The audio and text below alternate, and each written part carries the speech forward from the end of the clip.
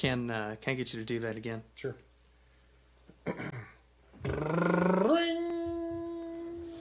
You know, I didn't say anything last time, but you've changed up our theme song. Well, thanks for noticing. I change it every time.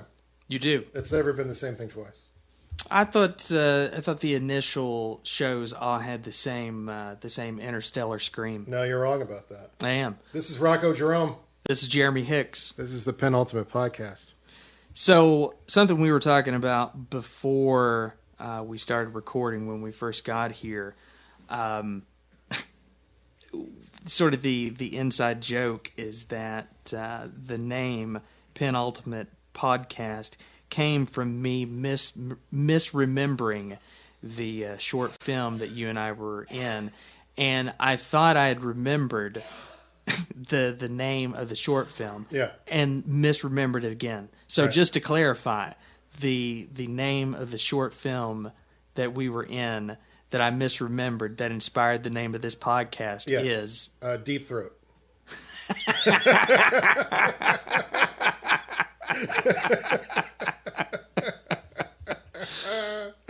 Oh, yeah, that's what it was.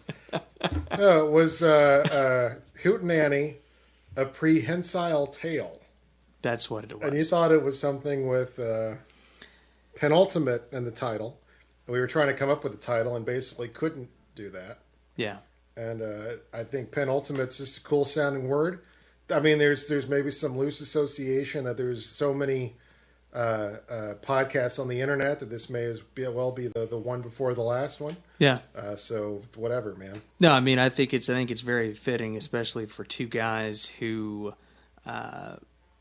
sort of joked early on that they didn't see the reason in just adding to the endless number of podcasts. There's so much noise out there. There's so much just nonsense, and there's already a lot of podcasts out there. So for us, it's an excuse to get together and talk about things that are interesting to us. That's sort of the primary concern. And also, I happen to think that we have things to say in a way of saying them that maybe you don't get a lot of in the podcast world. So if you're listening, we're glad that you're enjoying it. Yeah, welcome. Yeah, and we hope to continue to get together and talk about things.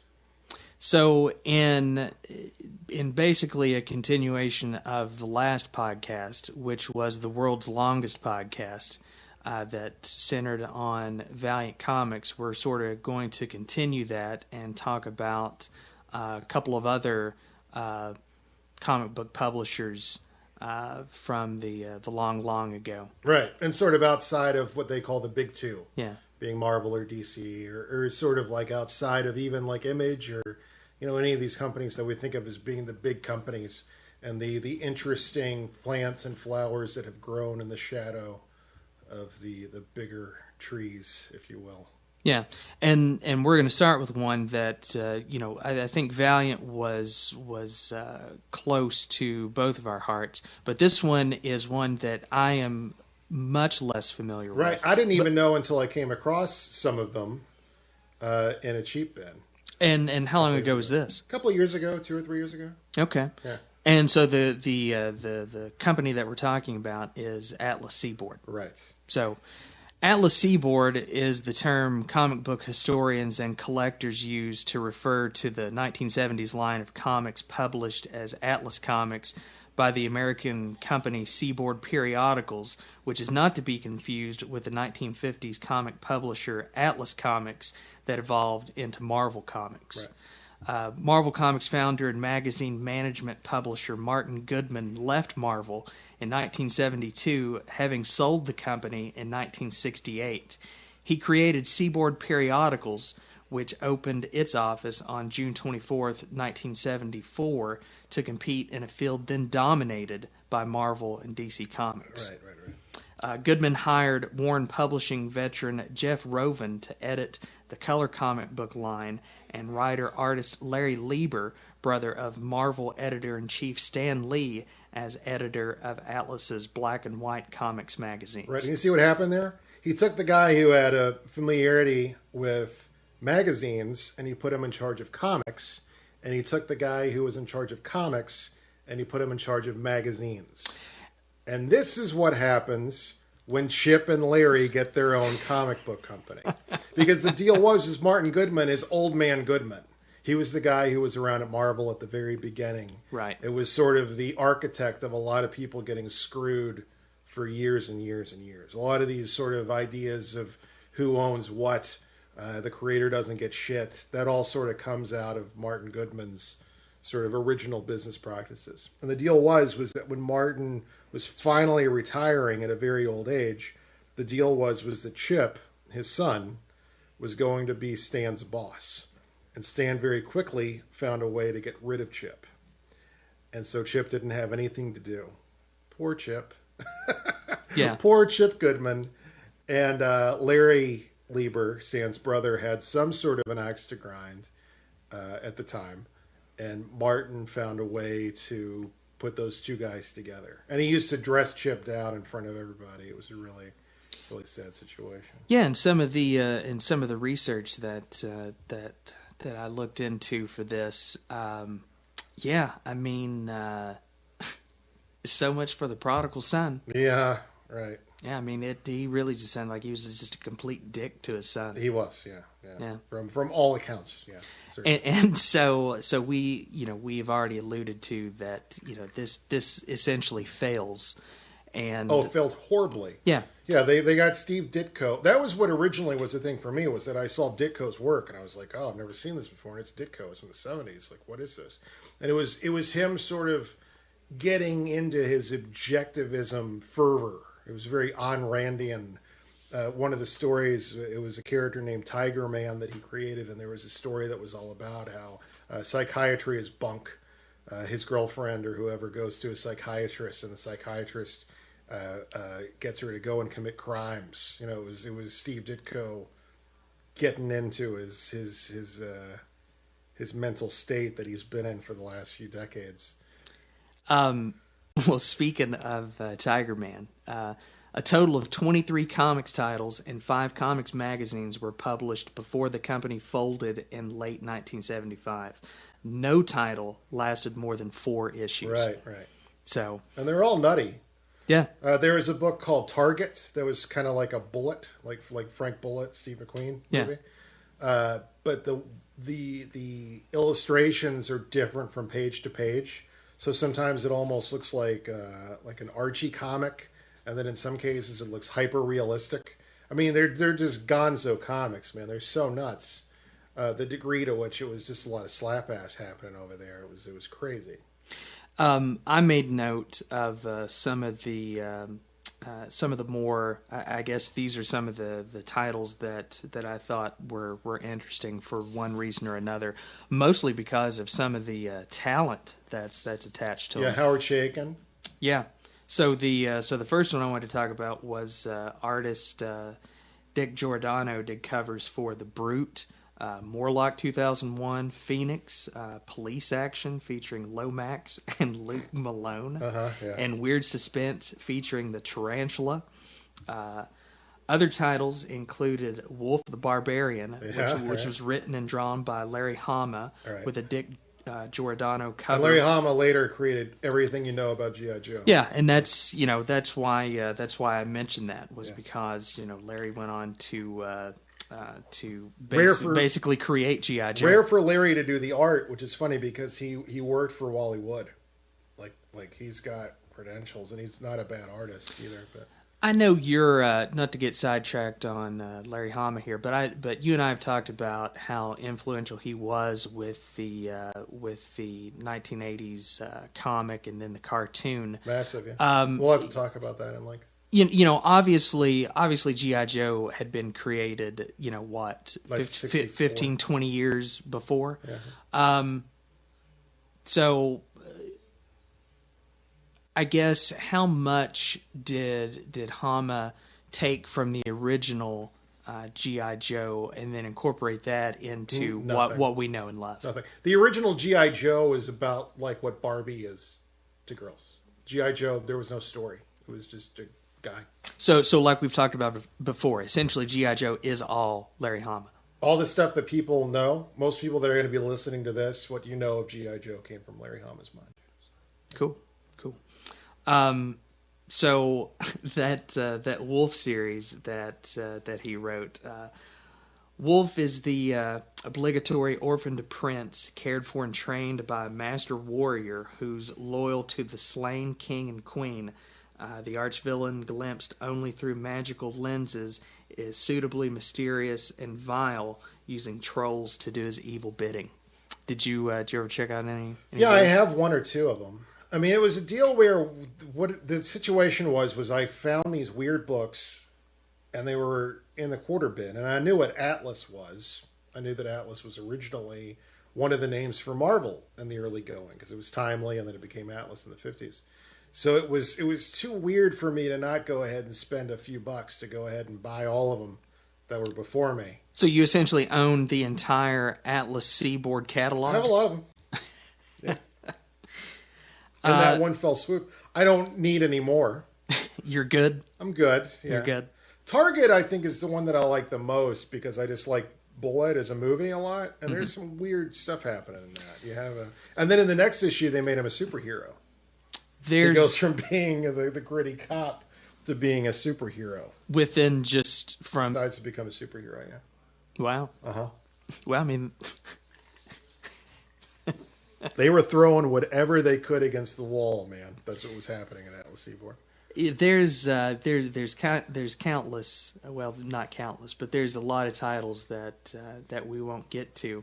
But there's really not. But the one that the only Atlas title that I ever read was Hands of the Dragon, which is basically a Master of Kung Fu meets Iron Fist with exploding atomic bombs type deal. Wow.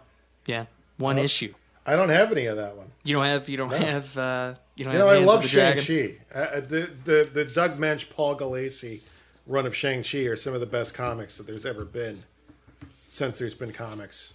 Well, I still come across some of this Atlas Seaboard stuff. So if I come across that one again, I'll pick it up for you. Yeah, please do. Yeah, especially if it's under $1, which is likely the case. A couple other ones real quick I wanted to get to was there's The Destructor with Archie Goodwin on scripts. Archie Goodwin, one of the greatest comic guys ever. I mean, Archie Goodwin was a great talent. Anything stand out to you that is near and dear that Archie did? Archie Goodwin worked with a guy named Al Williamson. Al Williamson was back in the day, the thing was not to be a comic book artist. The thing was to try to be a newspaper comic artist. If you could do newspaper comics, that was the good money. That meant a lot of people read your stuff. It was in a lot of places that otherwise comic books didn't get to. And there was a lot of adults that would read stuff like Dick Tracy or whatever else. And Al Williamson was one of the great draftsmen that ever worked in comics. Just a tremendous comic artist. We good? What are you doing? Oh, yeah. Okay, I was making sure you're recording. Let's leave that in because I think it's funny. So Al Williamson was one of the greatest ever. He worked on Prince Valiant. He worked on Flash Gordon at a different point. And he and Archie Goodwin teamed up together to do some of the very best comics ever. And they did a strip that had been around for a long time called Secret Agent X9, which is about the guy named Phil Corrigan, who was kind of almost like an American James Bond kind of a dude. And then they also did the Star Wars comic strip that took place between the first two movies, but was published between 2 and 3, between Empire and Jedi. Oh, okay. And it's some of the, outside of the movies, it's some of the most Star Wars stuff that there is. Have they collected that? Oh, yeah. And I recommend it for any Star Wars fan. If someone came to me and they said, you can never watch any more Star Wars movies ever again, including what you've seen and grew up with, or you can never look at these comics again, I would say just let me continue to look at the comics. Yeah. Because to me, the way that those are set up, too, is that there's a beat every 3 panels, which to me is the way Star Wars works. Like there's something exciting constantly happening in Star Wars. You got to get away from the monster. You got to rescue whoever. Yeah. And that was the way that the strips worked. You had Steve Ditko on pencils for The Destructor and Wally Wood on inks. And it's about a young boy gone bad. Wait a minute, really? I didn't know that. So Wally Wood inked Steve Ditko. I think he did the first couple of issues on that, yeah. Wow. Yeah. Okay, I do want that then. So the Destructor is about a young boy gone bad who works small time for the local gangs and ignores the wisdom of his scientist father. Of course he does. The gang lord imagines the kid to be some kind of threat and orders him hit, but then the father sacrifices himself to save the boy. Dying, the father gives the boy a potion that heals the boy's wounds and gives him superpowers of all sorts. Yeah. See, that all just sounds like so much. Oh, it gets worse. Objective, right? Like Ayn Rand writes a comic book. So the boy, of course, then realizes the errors of his ways and promptly promises revenge on the gangs. He finds a costume and the game's afoot. Yeah, and then he votes libertarian for the rest of his life because he's a good person, and that's what you do.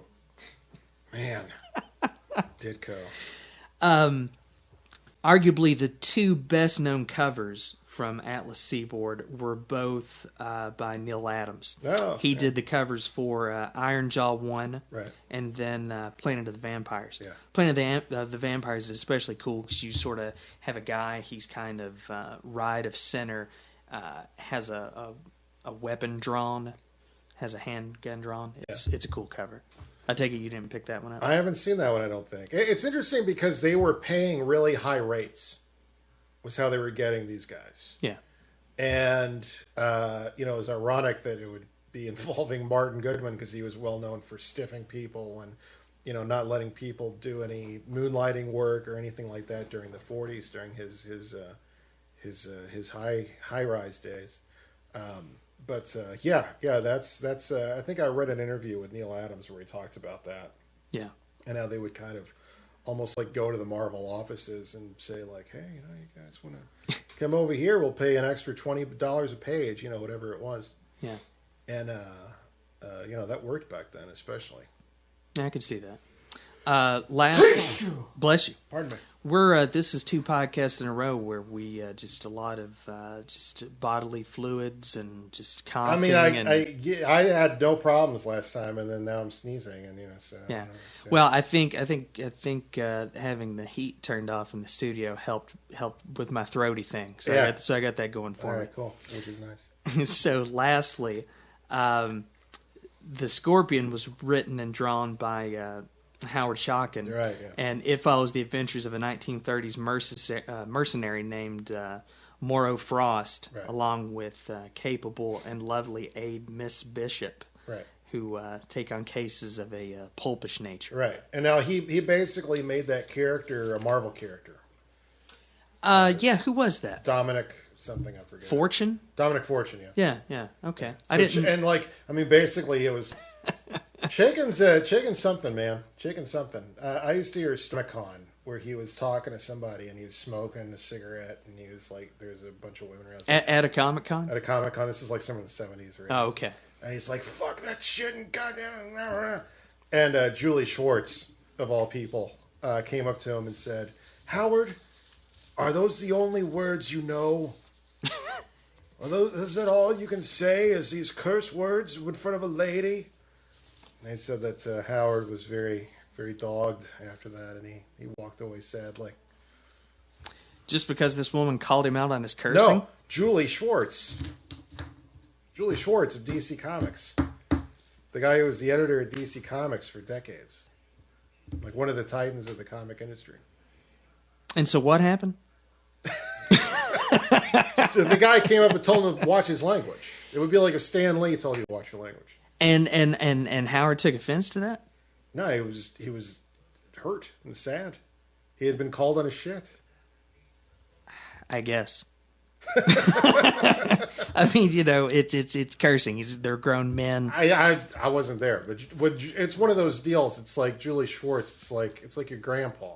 I got you. It's the guy who made everything you know about Superman.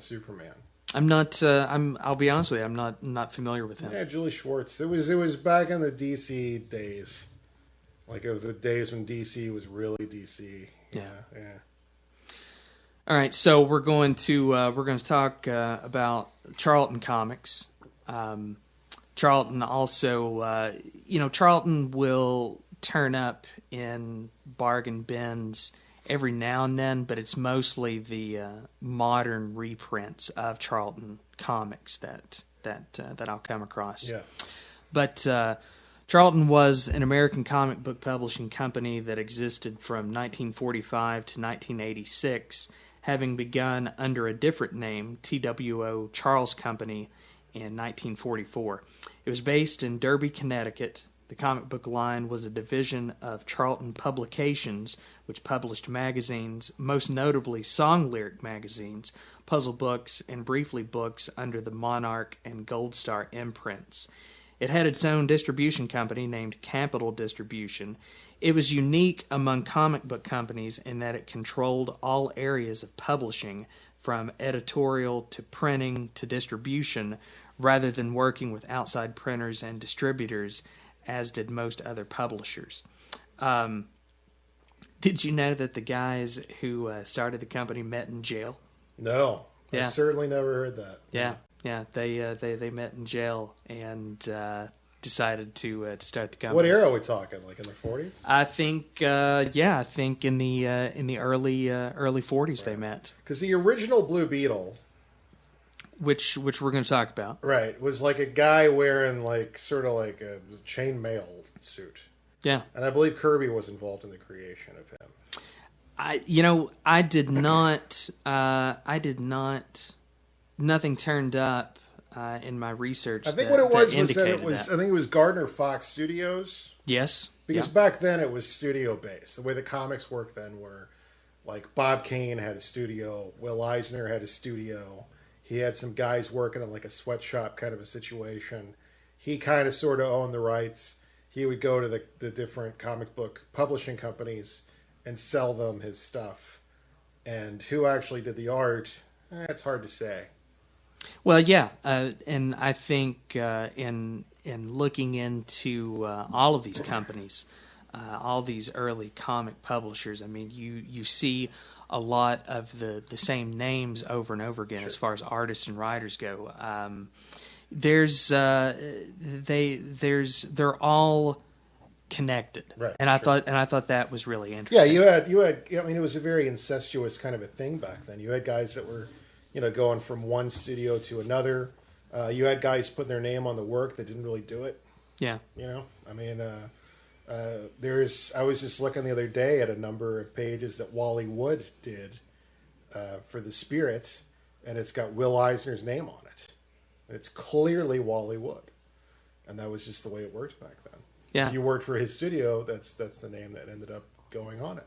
And, I'm sure you can elaborate on this much more than I could, but, unfortunately, you hear about that over and over again. People Sure. taking credit for other people's work. Absolutely. I mean, some people allegedly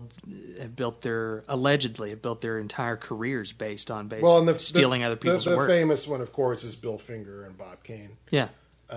But that kind of thing was not all that unusual back then. And it was, I mean, you're talking about like pre-World War II, like not that long after the Depression kind of shit, where you had guys that were like working in sweatshop type conditions cranking these things out. Yeah. And apparently Charlton was one of the... I think it was Charlton. Was it Charlton or was it? I think Charlton was one of the more despicable companies to work for. Yeah, I believe it. But I mean, you got two guys meeting in jail, Right. Sure. so probably. Well, and like Gardner Fox, I mean, I don't want to. He may have been a sweet guy, but like Gardner Fox was kind of well known for having low page rates, not liking his guys moonlighting. Yeah. And that kind of comes from what I know about Kirby's early days. It was that Kirby was kind of in a situation where he didn't really want to work for Gardner Fox if he could help it. Well, hold that thought on Kirby, because there's something I was actually going to ask you about here in a few minutes.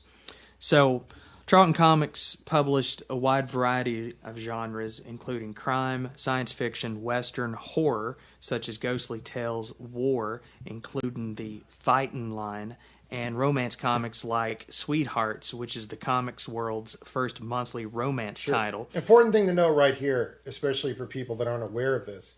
Let's think of comics as a medium, Okay. just like television is. And let's think of superhero comics as being like TV shows about police officers, like dramatized cop shows, right? Yeah. It used to be that there was a lot of different types of comics. There's romance comics, horror comics, and they all kind of had equal footing out there. And somehow, weirdly, over the course of the last 50, 60 years or so, we've got this situation where the only shows that are on TV anymore are cop shows. So back then, it wasn't all that unusual for there to be all those types of books, and they were all kind of in the same. They all sort of had their own fighting chance of being successful in those days. Yeah, interesting. They also produced books, funny animals, and superhero titles. Right, sure. The company was known for its low-budget practices, often using unpublished material acquired from defunct companies and paying comics creators among the lowest rates in the industry. Yeah. Following the adoption of the Charlton Comics name in 1946, the company, over the next 5 years, acquired material from freelance editor and comics packager Al Fago, former brother of former Timely Comics editor Vincent Fago. Mm-hmm.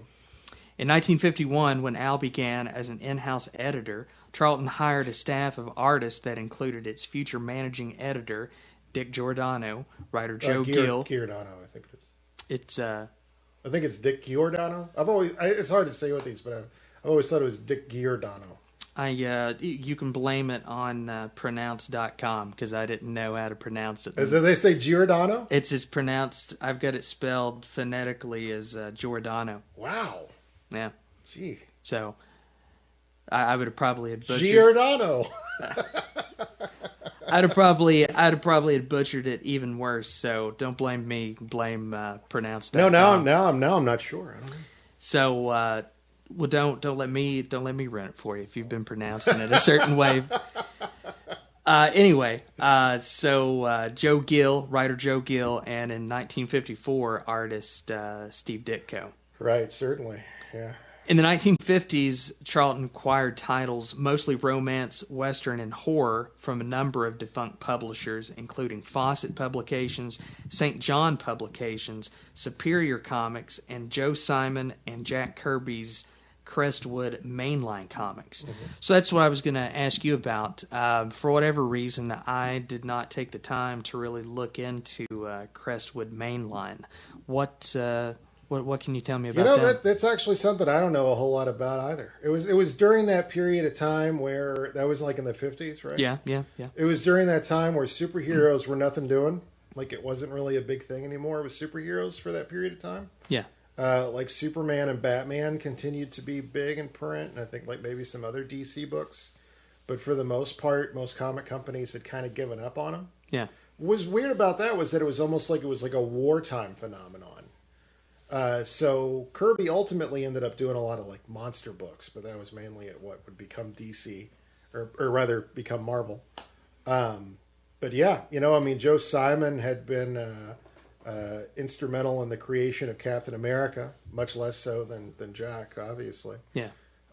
But the two of those guys were just kind of trying to figure out what they could do during that time. They were just kind of holding on in the wind tunnel.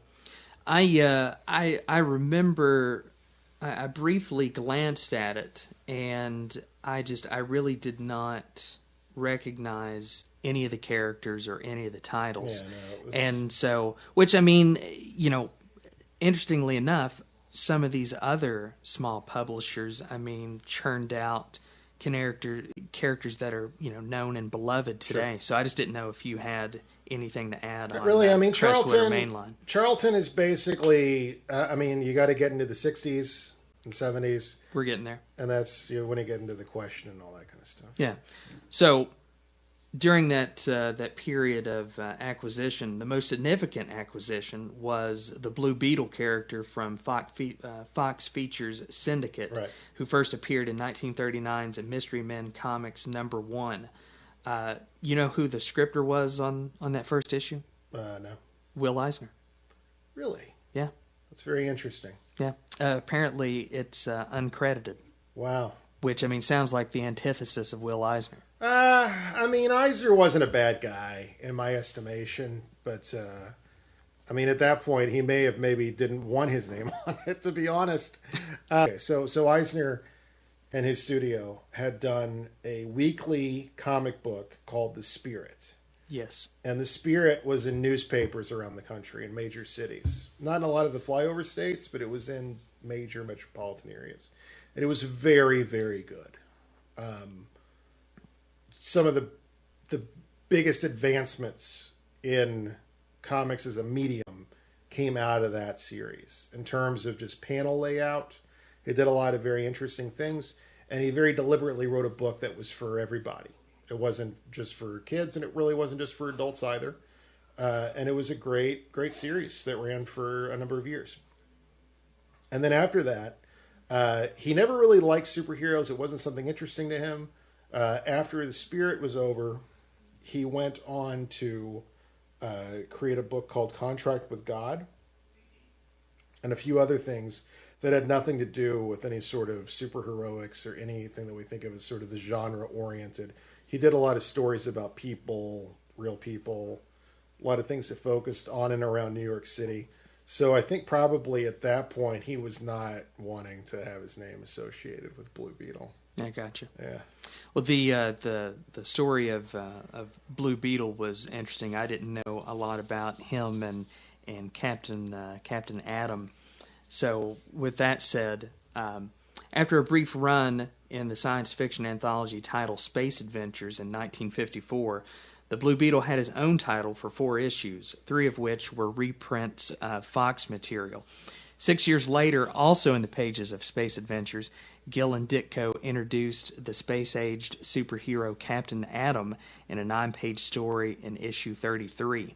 In 1965, Charlton revived Captain Atom in the pages of Strange Suspense Story 75, ultimately retitling the comic Captain Atom with issue 78.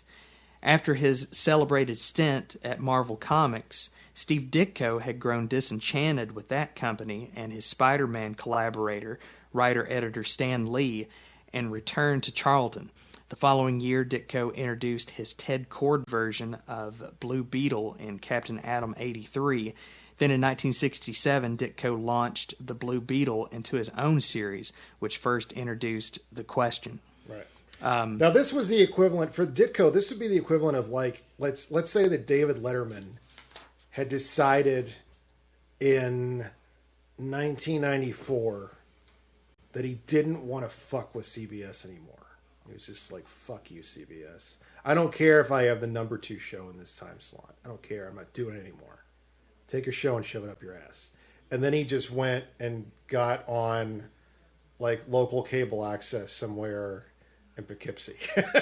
Yeah. That was kind of the equivalent of what Steve Ditko did. And the reason that he left Marvel was that he wanted, when they had sort of teased the face of Green Goblin, of who he was going to be. Who could he be? Who is this? Yeah. Show his face and shadow. And Stan was like, he's going to be Norman Osborn. Or Harry, whichever one is the dad. I think Norman. Norman is the dad. And Ditko said, no, we can't. Kids will get the wrong idea. They will think that it's okay to be a villain.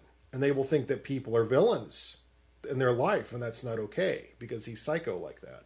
So he was like, no, I'm not doing it. And he left very dramatically as a result of that.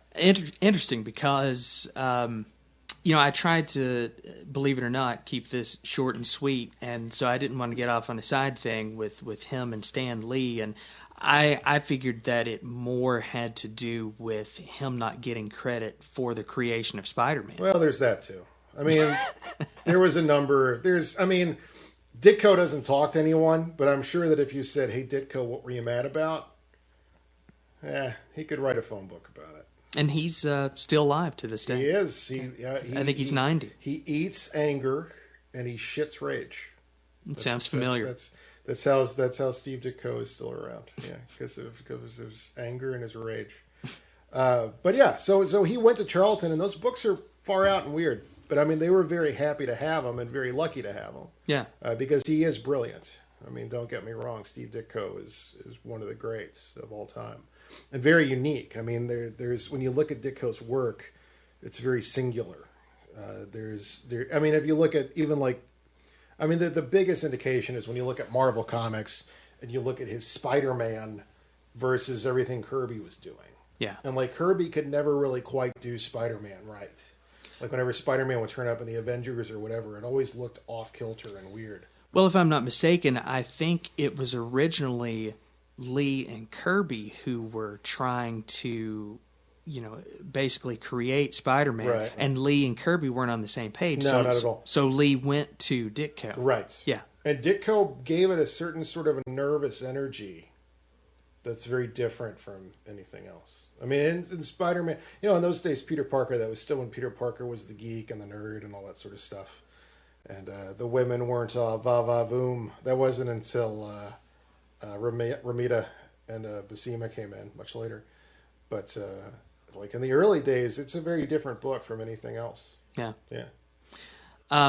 So the company's most noteworthy period was during the Silver Age of comic books, which had begun with DC Comics' successful revival of superheroes in 1956.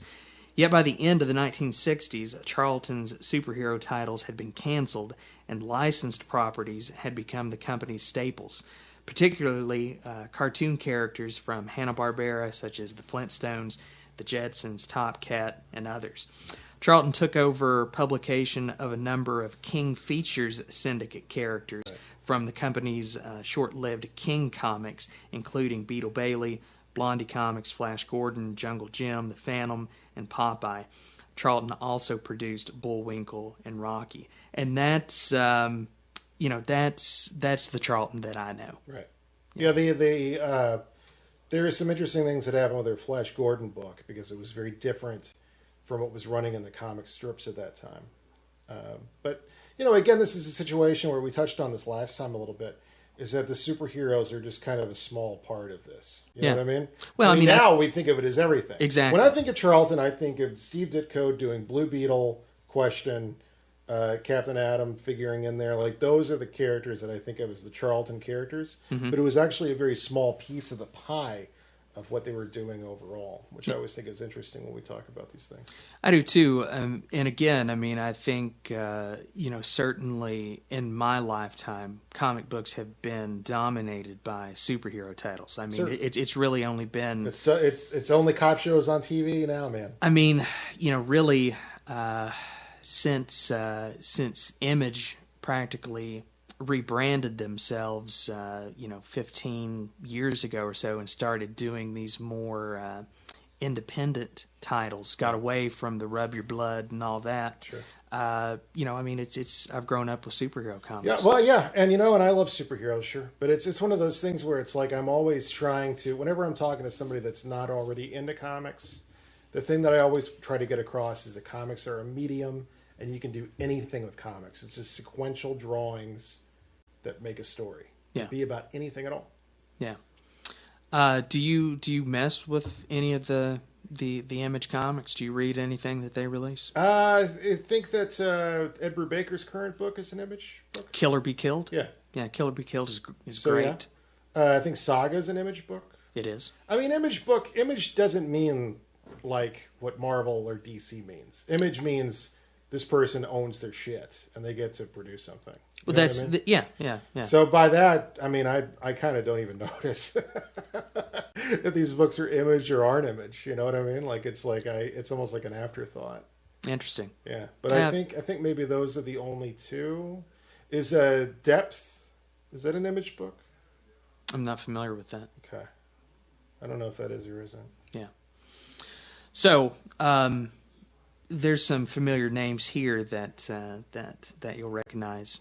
In the mid-1970s, there was a brief resurgence of talent energized by the CPL gang, which included John Byrne, Roger Stern, and Bob Layton. Right. Charlton began publishing such new titles as E-Man, Midnight Tales, and Doomsday Plus One. That Doomsday Plus One was the John Byrne one, and that was his earliest work. And I happen to have some of those when I was a kid, and it was a trippy book. I'm a big Byrne fan because of his work on X-Men, and then obviously in Next Men, he helped bring about Hellboy. So I didn't know that. We'll have to have a Burn episode. yeah. So he sort of gave Mignola his shot with Hellboy in Next Men. Wow. So, Didn't know but I also, and I'll be interested to see if you can elaborate on this. I'd also heard that he was a huge dick. He is a horrible person. Yeah. Yet another theme, it seems like, with a lot of these comic book guys. Sure. Well, I mean, it's a hard industry. I guess. At least back then it was. Now it's a lot different than it was then. But it's like, yeah, you kind of have to be to survive during that time. Certainly during the 40s, but like during the 80s and 90s as well. Sure. Yeah. So by 1976, however, most of these titles had been canceled, and most of the company's remaining titles went on hiatus during the period January to August 1977. Much of the new talent took the opportunity to move on to Marvel and DC. Sure. So after several failed revivals, most of Charlton's superhero characters were acquired in 1983 by DC Comics, Right. where former Charlton editor Dick Giordano Yeah. was then managing editor. During that period, writer Alan Moore contemplated writing a story that featured an unused line of superheroes that could be revamped. As he had done in his Miracle Man series in the early 1980s. Moore reasoned that MLJ Comics' Mighty Crusaders might be available for such a project. Right. So he devised a murder mystery plot, which would begin with the discovery of 40s patriotic hero, the Shield, in a harbor. I think you talked about, briefly mentioned the Shield in our last episode. There's a lot to unpack here. So, okay.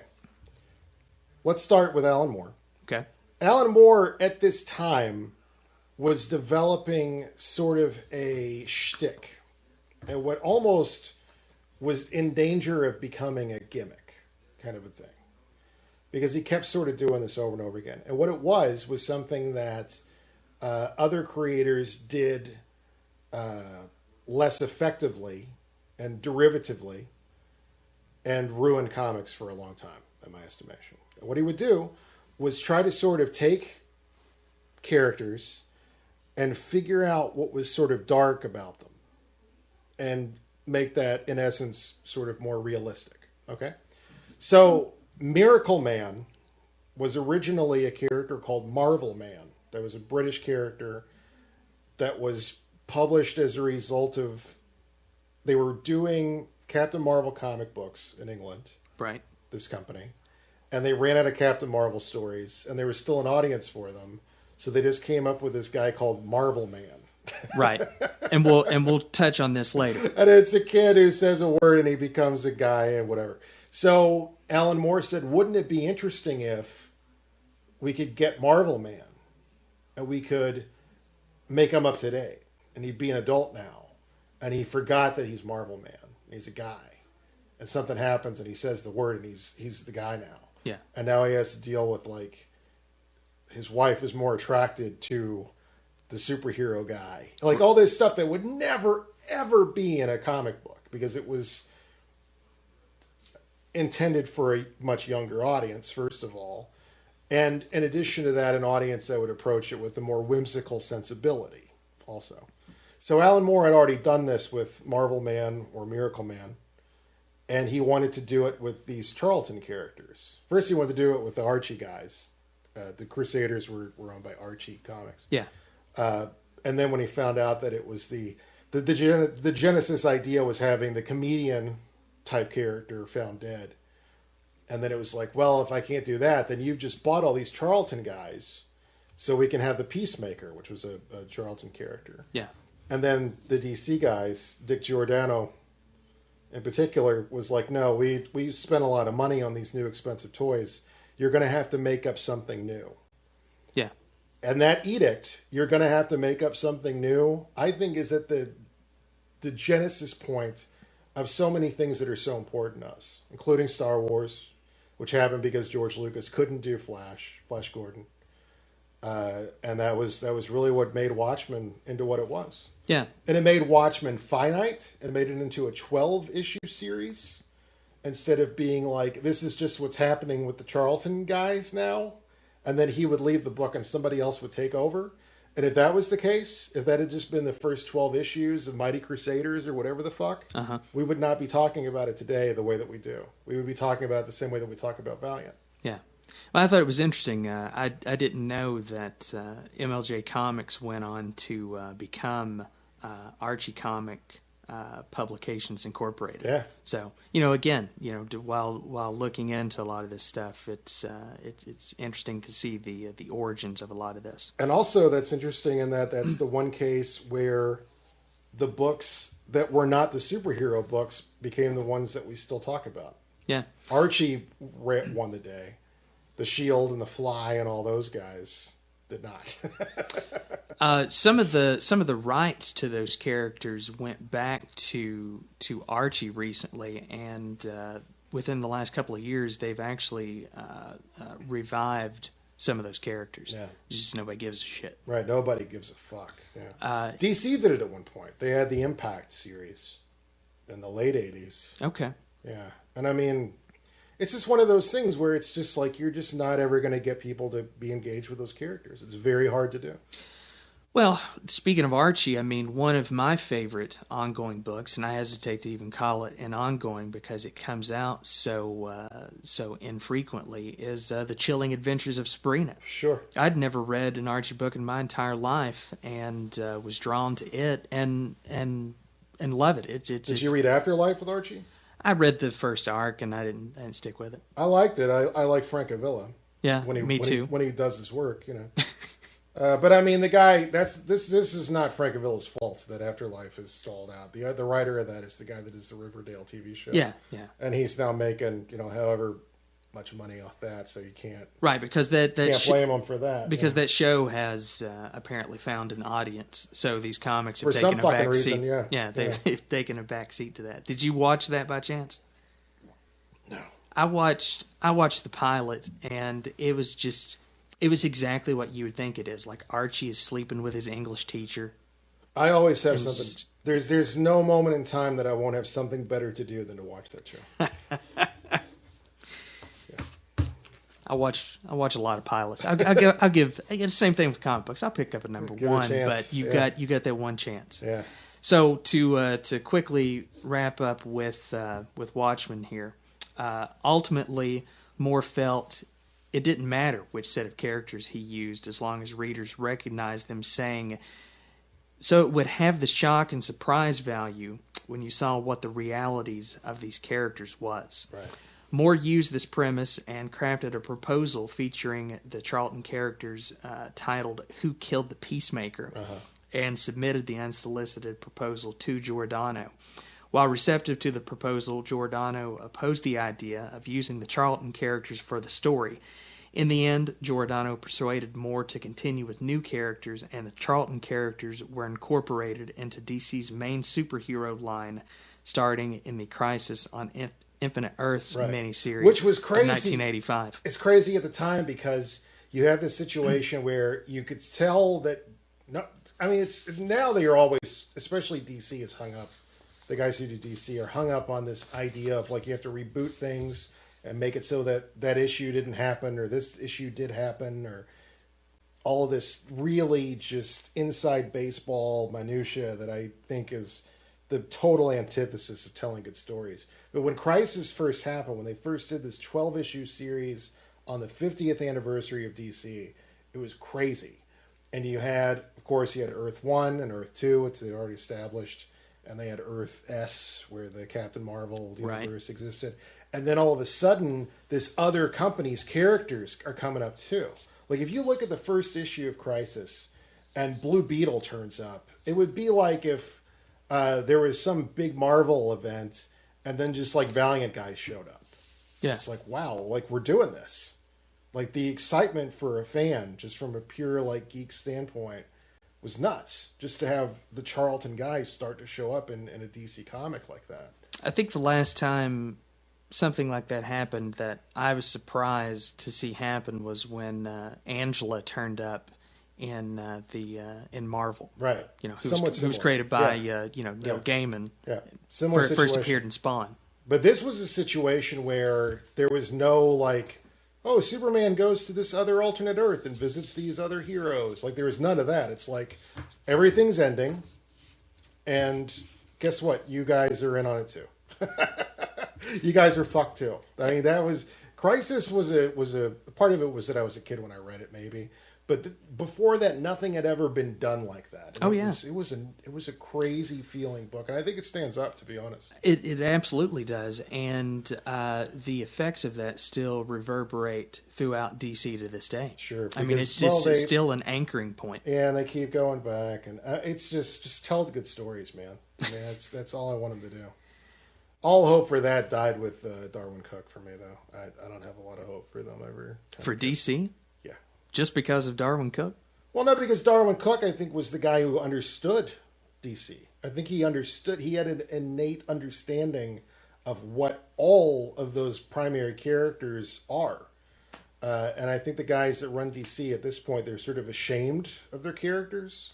You know, they did away with the underwear on the outside of the clothes kind of thing. Like, it's a lot of story elements that I just don't think work in most of those characters. And I don't know. I know that Tom King is supposedly doing some really good things with Batman right now, which is starting to become interesting to me, that I might need to check that out. But overall, my assessment is not high. Well, I would argue that a lot of what you're talking about, a lot of those changes occurred during the New 52 initiative.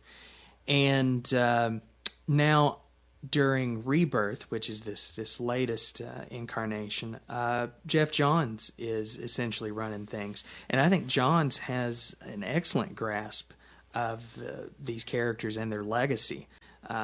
Rebirth is a concept that he's introduced a couple of different times over the years with Green Lantern, with the Flash, right. And he is penning this Doomsday Clock miniseries. I don't know if you picked up the first issue. I'm not even the slightest bit interested, but it's really good. Yeah, and it's not for me. I think if anyone can steer the ship, I think it's definitely him. Yeah, I don't have your fifth. You didn't read any of John's Green Lantern stuff? Yeah, I mean, I'm familiar with it, but it's not for me. It's just not the kind of thing that I dig. What is it that you do dig? I think that this sort of innate trouble that I have with the way that things seem to be going, and with the way that Jeff Johns tends to tell stories, is that you have these big sort of cosmic events that occur. Mm-hmm. That change reality and time and make it so that things that happen no longer happen. And I have a real, as stories are concerned.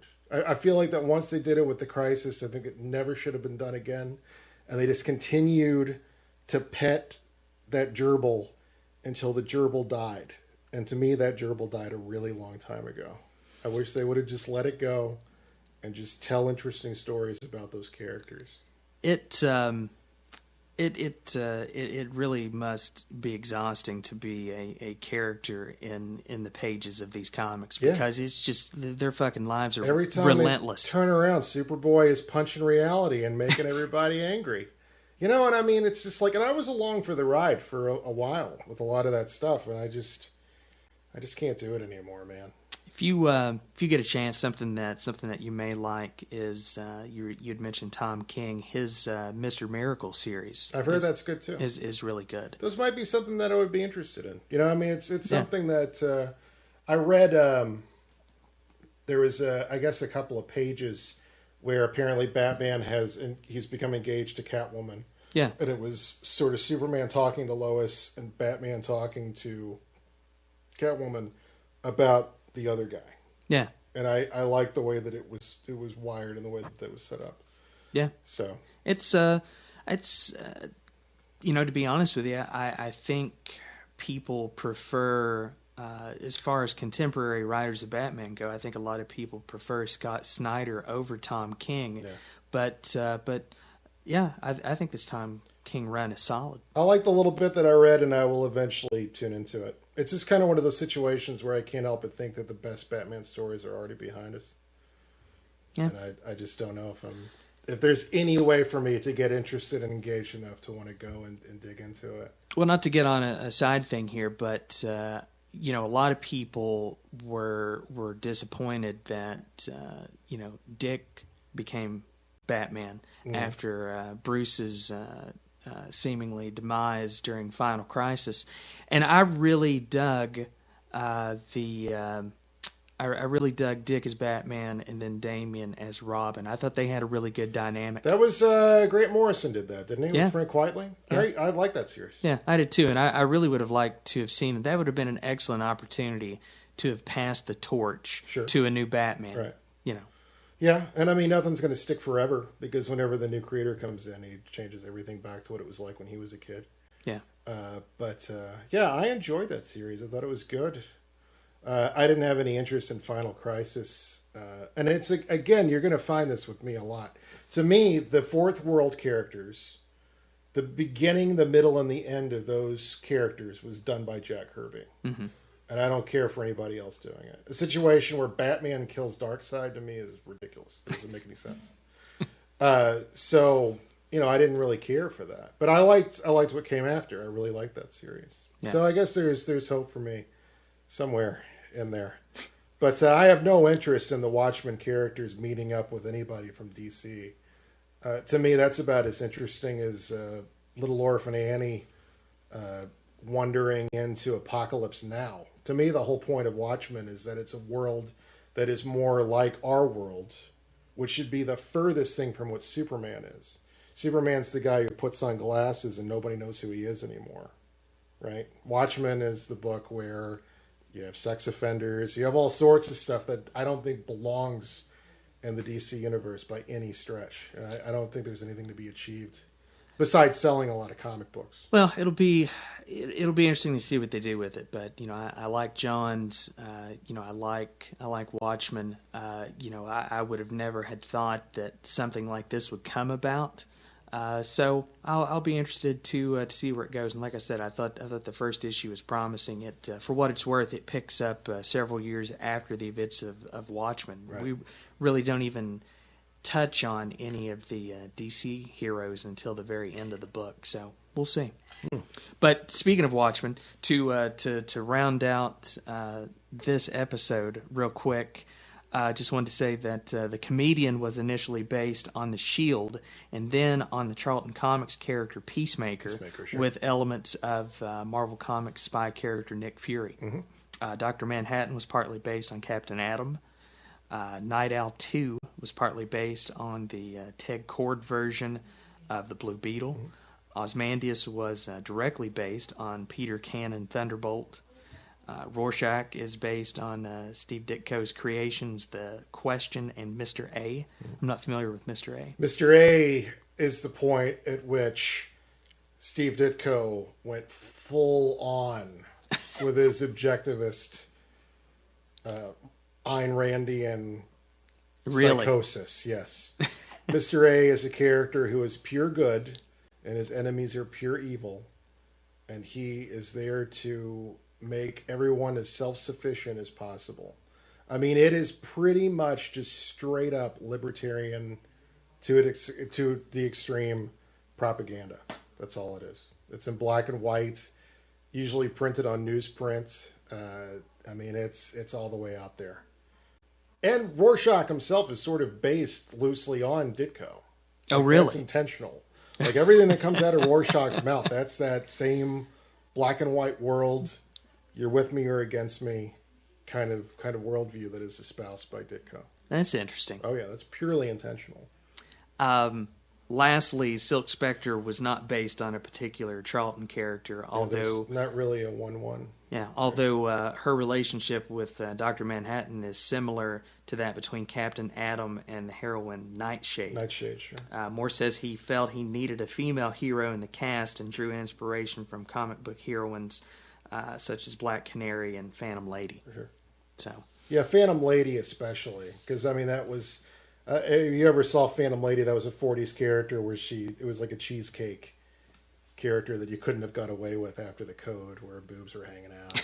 It was a ridiculous thing. But as a concept to have a character like that who is basically like a Betty Page type femme fatale or whatever, to be like a superheroic theoretical character in that world, I think is very interesting. So I think we're going to wrap up this episode, come back, and do a quick one to talk about Fawcett and Captain Marvel, and wrap up our trilogy of defunct comic book publishers. Yeah, we can call this one The Roots of Watchmen. That'll get listeners. There you go. Anything else you want to add before we go? I think we're good. All right. Later.